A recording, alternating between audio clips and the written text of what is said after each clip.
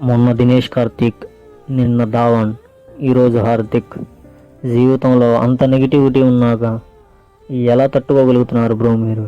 ముఖ్యంగా హార్దిక్ పాండ్యా గడిచిన 6 నెలల్లో ఎన్నో ఒడిదుడుకులు, ముఖ్యంగా ముంబై ఇండియన్స్ ట్రేడ్ తర్వాత రోహిత్ ఫ్యాన్స్ నుంచి నెగిటివిటీ చూశాడు. తర్వాత ప్రేమించి పెళ్లి చేసుకున్న భార్య మోసం చేసి వెళ్ళిపోయింది. వైస్ కెప్టెన్గా ఉన్న నిన్ను బీసీసీఐ తీసేసింది. అయినా ఎలా తట్టుకుంటున్నావు భయ్యా? ప్రస్తుతం number 1 T20 allrounder of ICC. అలాగే భారత్కి ఎన్నో క్లిష్ట సమయాల్లో భారత్ని ఒడ్డుకించావు. పాకిస్తాన్తో మ్యాచ్ ఇంకా గుర్తుంది నాకు.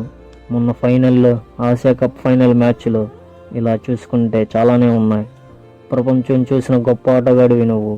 నీలోని కెప్టెన్సీ స్కిల్స్ వల్ల ఐపీఎల్లో అడుగుపెట్టిన సంవత్సరంకే గుజరాత్ టైటాన్స్ని కప్పు గెలిపించావు. విజయం గర్వం తీసుకొచ్చిన నిన్ను నువ్వు మళ్ళీ మార్చుకున్నా ప్రపంచం నమ్మలేదు. నీ అసలు స్వరూపం ప్రపంచానికి 2024 T20 వరల్డ్ కప్లో చూపించి వేలాది మంది ప్రజలను గెలిచావు. కానీ మళ్ళీ బీసీసీఐ మోసం చేయడంతో నీ ఆశలు సన్నగిల్లాయి. నీలో ఉన్న కసి, పట్టుదల, నాయకత్వ లక్షణాలు, పోరాడాలి అనే తపన నిన్ను మళ్ళీ టీంలోకి తీసుకురావాలి. నీ ముద్ర ప్రపంచంపై చెరగని ముద్రగా నిలబడాలి ఛాంపియన్.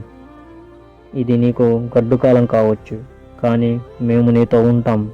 Strong comeback champion.